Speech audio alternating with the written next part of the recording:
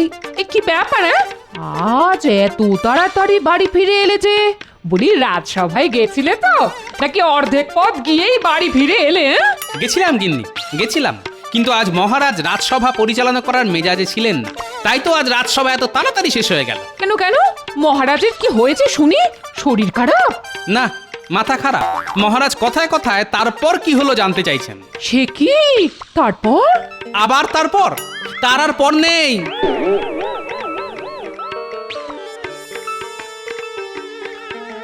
তাহলে তার জন্য আলাদা আলাদা ব্যবস্থা আছে? মানুষের শরীর খারাপ কি আর জানিয়ে হয়?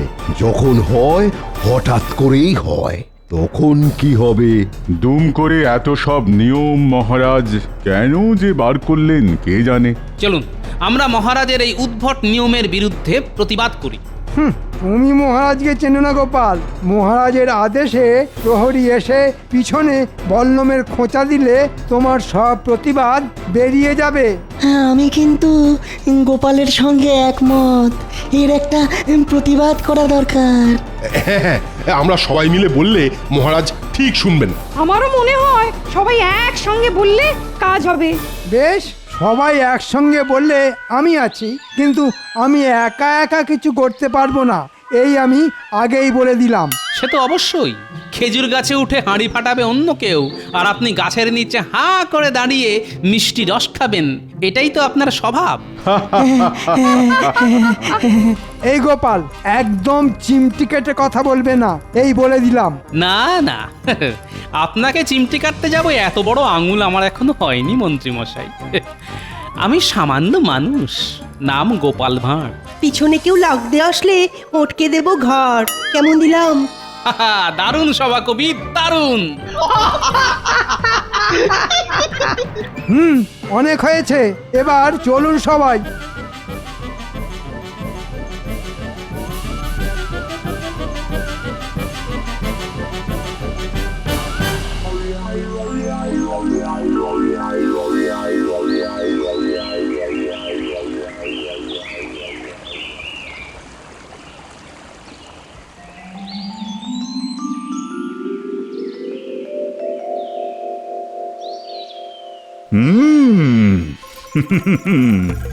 দিন দিন আমি দেখছি জোয়ান হচ্ছি। আমি হলাম মহারাজ কৃষ্ণচন্দ্র। আমি বয়সের ভারে ঝুঁকে পড়লে রাজ্য চালাবে কে শুনি? ওহ, দেখেছেন আপনি এখানে? আপনাকে খুঁজতে গিয়ে সারা রাজবাড়ি চষে ফেললাম আমি। কেন কেন রানী, কি হয়েছে? কি আবার হবে? আপনাকে এক সপ্তাহ আগে বলেছিলাম মুর্শিদাবাদ থেকে রেশমি সুতো আনিয়ে দেওয়ার জন্য। সেই কথাটা কি মাথায় আছে আপনার? এই রে, সত্যি তো রানী আমাকে এক সপ্তাহ আগে রেশমি সুতো আনিয়ে দেওয়ার কথা বলেছিল। আমি ভুলে গেছি। রেশমি সুতো পেলে এই সেলাইটা আজই শেষ হয়ে যেত। তাই নাকি? হ্যাঁ হ্যাঁ, আপনার কিছুই তো মনে থাকে না। আপনি দিন দিন বুড়ো হয়ে যাচ্ছেন, আর কদিন পরে স্নান করতে ভুলে যাবেন, খেতে ভুলে যাবেন। আমি বুড়ো হয়ে যাচ্ছি? তারপর? তারপর আর কি, রেশমি সুতোটা আনিয়ে দিলে আজ সেলাইটা শেষ হয়ে যেত, আর আপনি এই নতুন পোশাকটা পরে আজ রাজসভায় বসতে পারতেন। তারপর তারপর তারপর আপনার রাজসভার সদস্যরা আপনার পোশাকের প্রশংসা করত। তাই নাকি? আচ্ছা, তারপর? তখন থেকে কি এত তারপর তারপর করছেন বলুন তো? তারপর? ও ঘাট হয়েছে আপনাকে রেশমি সুতো আনিয়ে দিতে বলেছি বলে। চাই না আমার রেশমি সুতো। বাহ বাহ বাহ, তারপর? ধুর, আবার তারপর।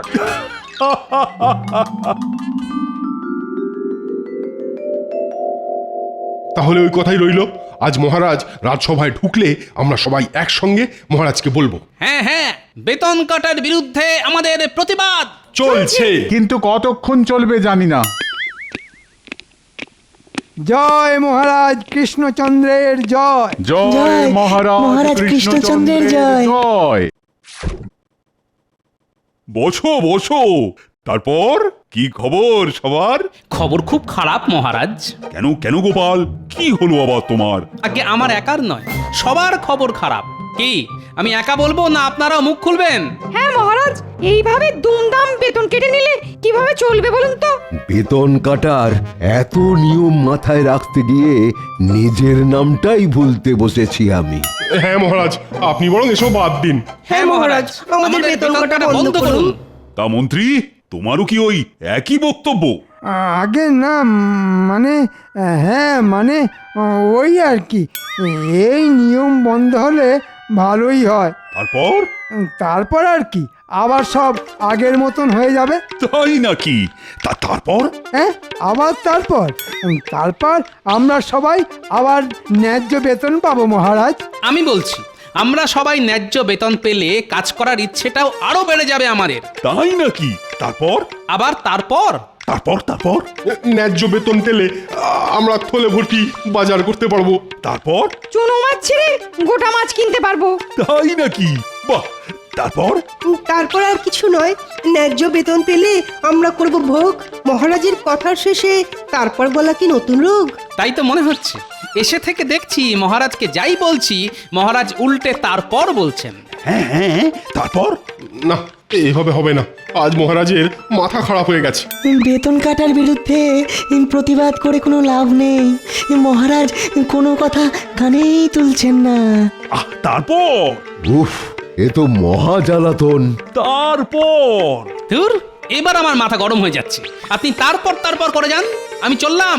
তাই নাকি? বাহ! তারপর? ধুর, আমরাও চললাম। তারপর?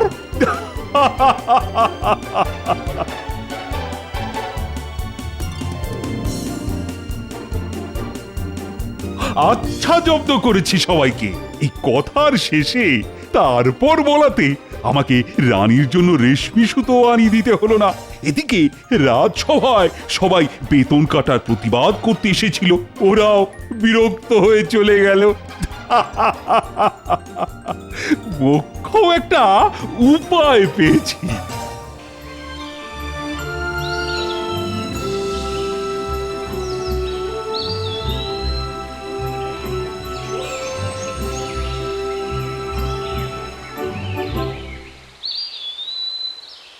মহারাজ, আপনার দুপুরের খাবারের ব্যবস্থা করব। তারপর?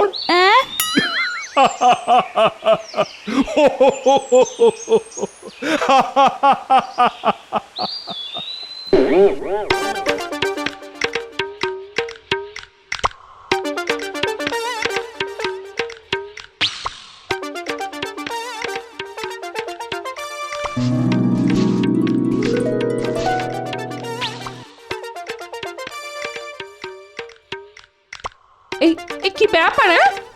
আজ এত তাড়াতাড়ি বাড়ি ফিরে এলে যে? বলি, রাজসভায় গেছিলে তো, নাকি অর্ধেক পথ গিয়েই বাড়ি ফিরে এলে? গেছিলাম গিন্নি, গেছিলাম, কিন্তু আজ মহারাজ রাজসভা পরিচালনা করার মেজাজে ছিলেন না, তাই তো আজ রাজসভা এত তাড়াতাড়ি শেষ হয়ে গেল। কেন মহারাজের কি হয়েছে শুনি? শরীর খারাপ? না, মাথা খারাপ। মহারাজ কথায় কথায় তারপর কি হলো জানতে চাইছেন। সে কি? তারপর? আবার তারপর? তার আর পর নেই।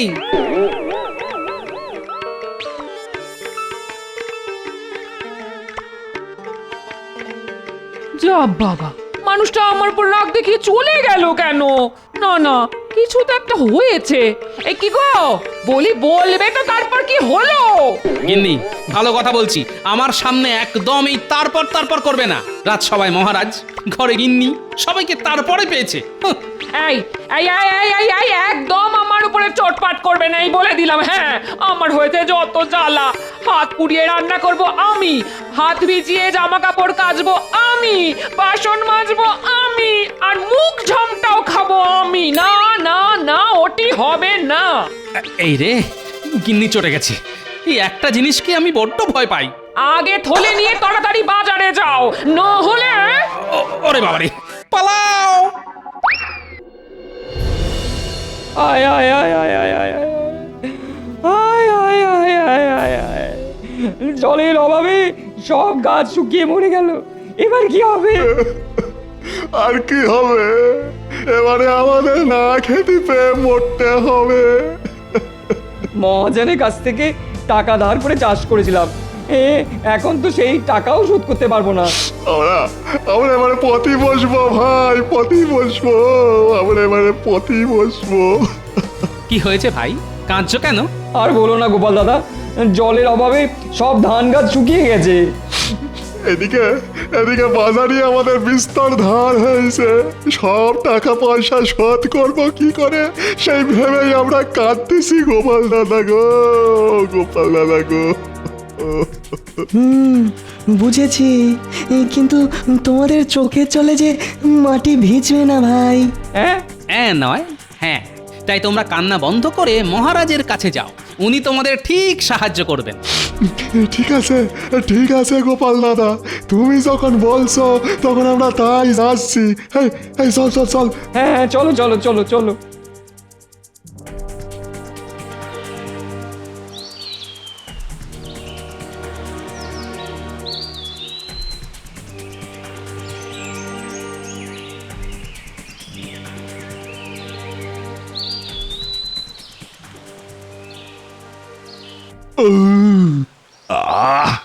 আজ বেশ কবজি ডুবিয়ে খাওয়া দাওয়া হয়েছে।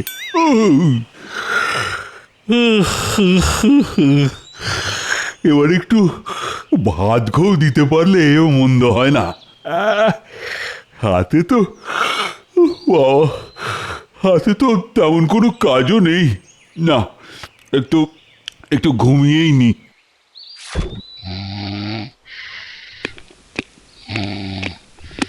মহারাজ, মহারাজ। আমাকে আর ডাকার সময় পেলে না, সবে চোখটা লেগে এসেছিল। আগে ক্ষমা করে দিন মহারাজ, বাইরে দুজন প্রজা দাঁড়িয়ে আছে, তারা আপনার সঙ্গে দেখা করতে চান। না না, এখন না, এখন না, এখন আমি ঘুমোবো।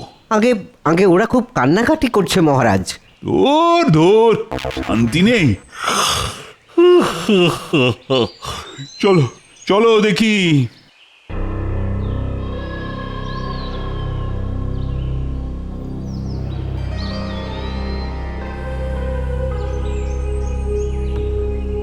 আমাদের বাঁচান মহারাজ, আমাদের বাঁচান। না হলে আমরা পথে বসবো। আচ্ছা আচ্ছা, তোমাদের পথে বসতে হবে না, তোমরা এখন বাড়িতে গিয়ে বসো।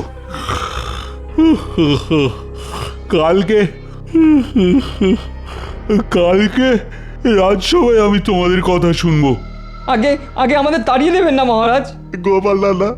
গোপাল দাদা বলল আপনার কাছে সাহায্য চাইতে, তাই তো আমরা ছুটতে ছুটতে আপনার কাছে এলাম মহারাজ।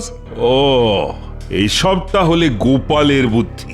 গোপাল ভেবেছে এদের পাঠিয়ে ও আমার দুপুরের ভাত ঘুমটাকে চটকে দিতে পারবে। ওটি হবে না।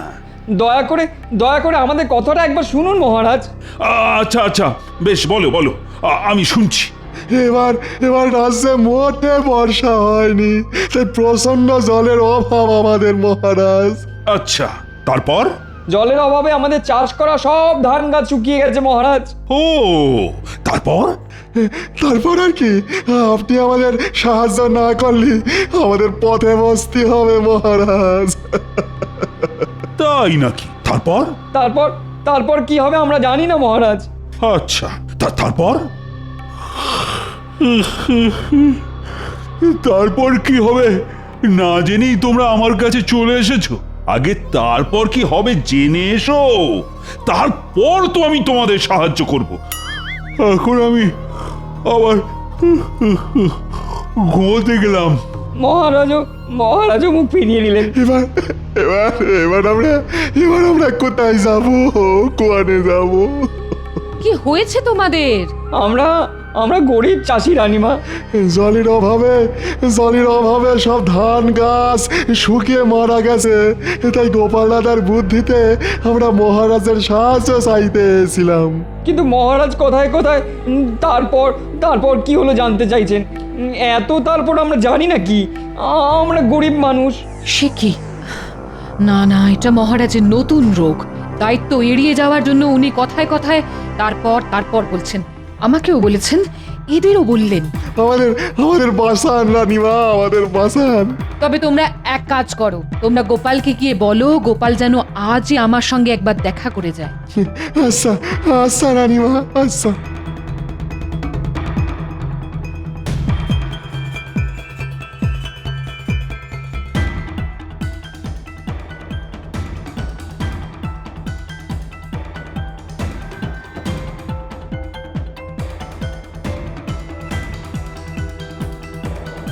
কি হে, কাজ মিটেছে?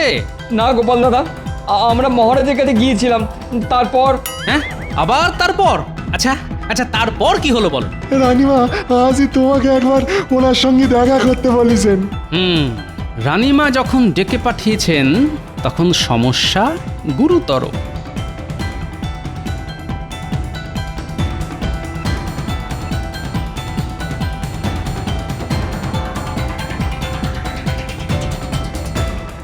আসবো রানীমা? গোপাল, এসো এসো। হঠাৎ জরুরি তলবের কারণ কি রানীমা? কারণ তোমাদের মহারাজ এই কদিন ধরে মহারাজকে কি এক নতুন রোগে পেয়েছে গোপাল। উনি দায়িত্ব এড়িয়ে যাওয়ার জন্য কথায় কথায় তারপর কি হলো জানতে চাইছেন। জানি রানীমা, রাজসভায় বেতন কাটার প্রতিবাদ করায় উনি এই একই কাজ করেছিলেন আমাদের সঙ্গে। তাহলেই বোঝো, মহারাজের এই রোগ বাড়ার আগেই মহারাজকে রোগ মুক্ত করতে হবে গোপাল, না হলে মহা বিপদ। আমি জানি একমাত্র তুমিই পারবে এটা। খালি পেটে তো আবার আমার বুদ্ধি খুলতে চায় না। একটু ভালো মন্দ খাবার দাবার হলে। এই কে আছো? গোপালের জন্য মাছ, মাংস, মন্ডা মিঠাইয়ের ব্যবস্থা করো। শুরু করি রানীমা? করো করো করো গোপাল, এই সব আয়োজন শুধুমাত্র তোমার জন্য।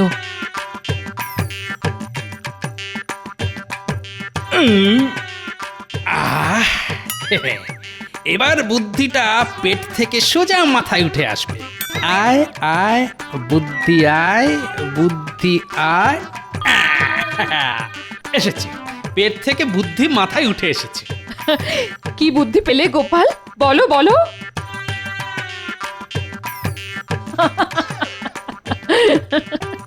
বেশ, তুমি যেমনটা বললে আমি ঠিক তেমনটাই করব। ব্যাস, তাহলেই হবে। বাকি কাজ করবে গোপাল ভাঁড়।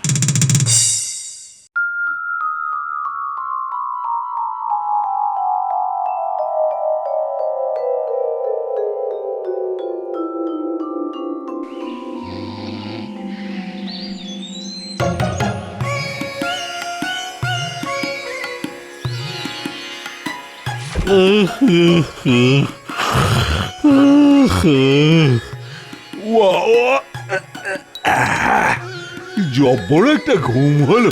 শুভ সকাল মহারাজ। এ কি, এসব কি রানী? কেন, আপনার প্রাতরাশ? বাবা, চোখ না খুলতেই গরম গরম লুচি, তরকারি আর মিষ্টি দিয়ে হাজির। নিন নিন, আর দেরি করবেন না, তাড়াতাড়ি খাওয়া শুরু করুন।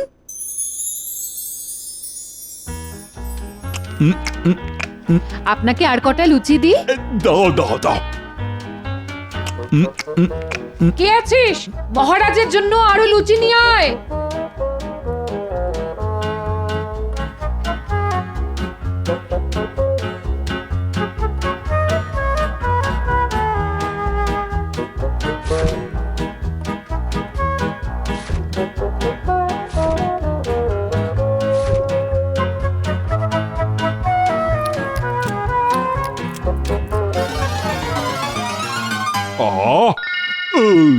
সকাল সকাল, ও বাবা, অনেক খাবার খেয়ে নিয়েছি। ওরে বাবা রে, এই রে, আমার ভীষণ জোরে বেগ এসে গেল যে।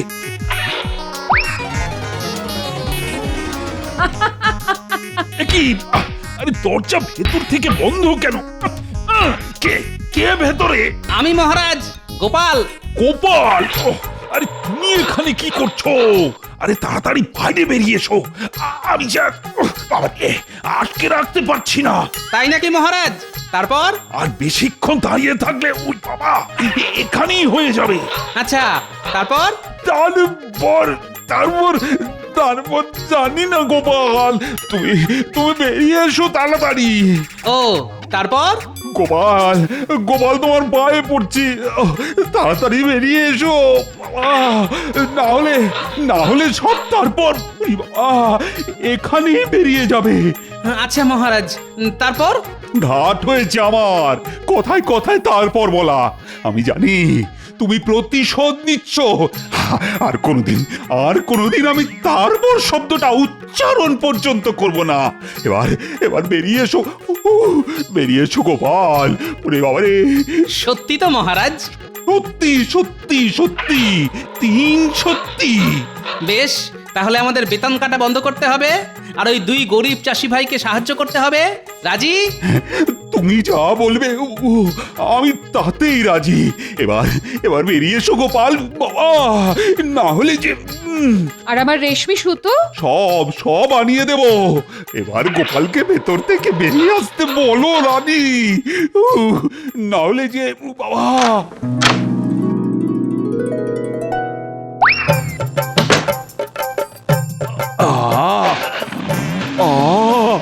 শান্তি। কাজ হয়ে গেছে রানীমা। মহারাজের তারপর রোগ আর কোনোদিনও ফিরে আসবে না। দারুণ দারুণ খেলা দেখালে তুমি গোপাল, আমি তোমাকে পুরস্কার দেব। ধন্যবাদ রানীমা। তারপর গোপাল পুরস্কার হিসাবে কত মোহর পেল আপনারা জানতে চান? আবার তারপর